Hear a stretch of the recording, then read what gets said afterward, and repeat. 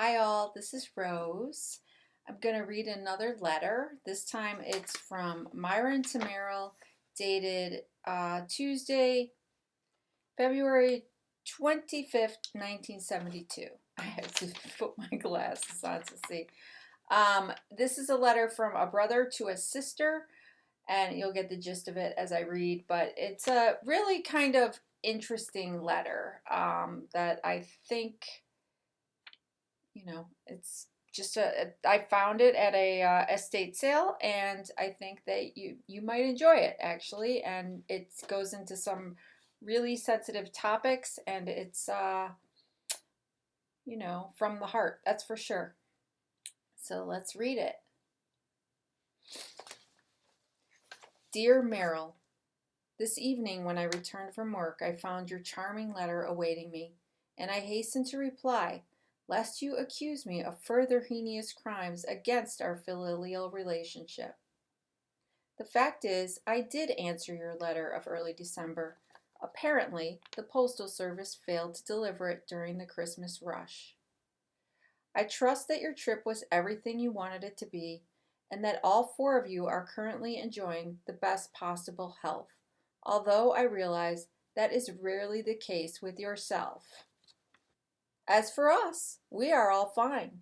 We spoke to Pete just a few moments ago in connection with his next visit home and some reference letters we will be writing for him to accompany his application for CO status in the draft. Pete, Jean, and Bob were all with us over the Christmas holiday, and we had a lovely time, including the singing of carols, a fire in our newly rejuvenated fireplace, and much discussion of topics of interest to all of us. Now, as regards Dad's condition and well-being at the nursing home. On Saturday, December 18th, I had planned a quick trip to Port Washington, but when I woke up, it had snowed and rained, and the roads here were extremely dangerous. By 1 o'clock, the sun had come out and had cleared up a lot of the mess, so I threw some things in a bag and drove to Easton, Pennsylvania for the night. Arriving at the nursing home Sunday morning fairly early, spending 2 hours with Dad, and then driving straight home since Anne was alone. And I do not like leaving her alone too much in this old house of ours, where things are always apt to go wrong. During my visit, Ben Holler dropped by for a few minutes to get some papers signed and then left promptly. Physically, I found Dad in pretty good shape, although he said that he had not been well, which must be the same situation to which you refer. Mentally, however, is another story. Yes, he can converse, but much of what he talks about is in the category of fantasy. He has to make life bearable in the nursing home, apparently dreamed up several sets of imaginary problems that give his mind an outlet while having absolutely no basis in fact. Last Saturday, January 22nd, I again jumped in the car rather on the spur of the moment and drove to Port Washington again. I found Dad in pretty good shape physically, though he complained that he wants to be put to bed every day by 3 because of great pain throughout his body, which he says is eased greatly by lying down. It is my belief that his doctor has vetoed this because the more time Dad would spend in bed, the greater the chance of pneumonia, etc. However, I am not a physician, so I cannot be sure. Now, I expect you will ask why I did not call you each time I was in Port Washington. Of course, the December visit, I was under the impression you were away.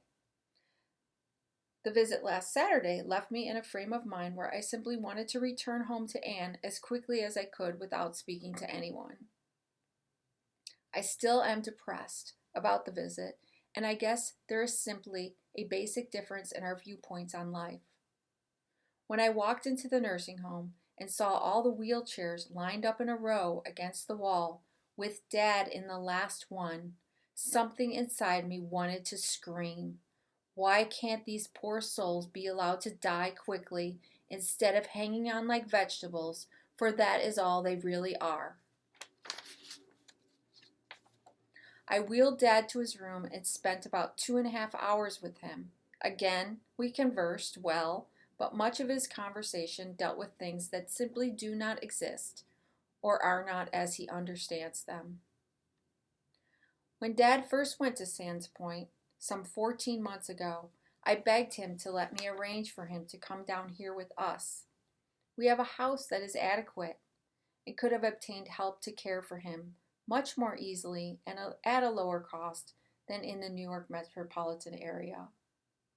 Failing this, we have nursing homes where the care is far superior at a much lower cost, since they are not run for profit by Catholic sisters, and I could have gotten Dad into one on a week's notice.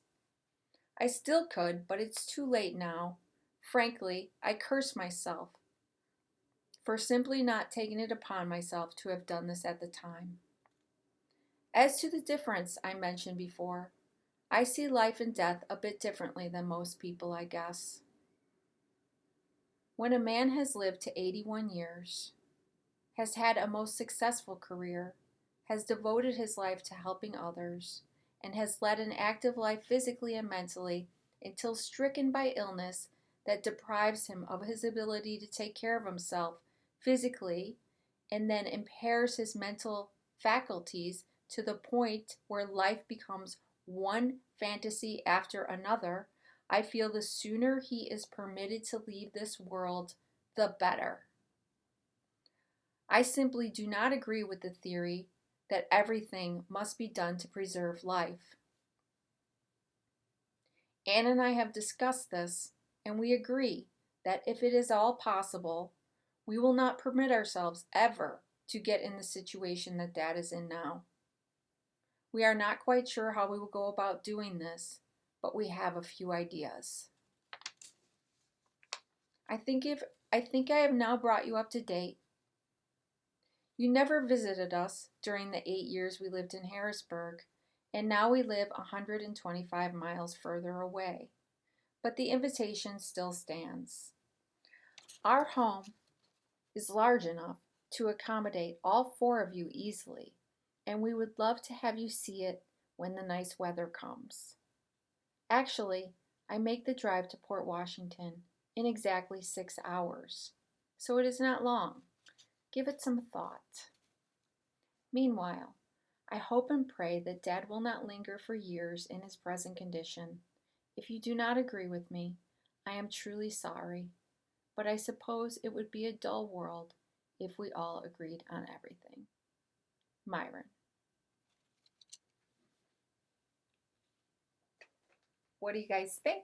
I really like this letter. I think it's quite honest, and you know, gives me the feeling. I can definitely feel where Myron's coming from for sure, and I wonder how his sister took it. So let me know what you guys think, what you think of the letter, what you think of Myron's thoughts, how he, what his thoughts on death are. I know it's a hot topic for sure, but let me know what you think. Have a great day. I hope you enjoyed it. Bye.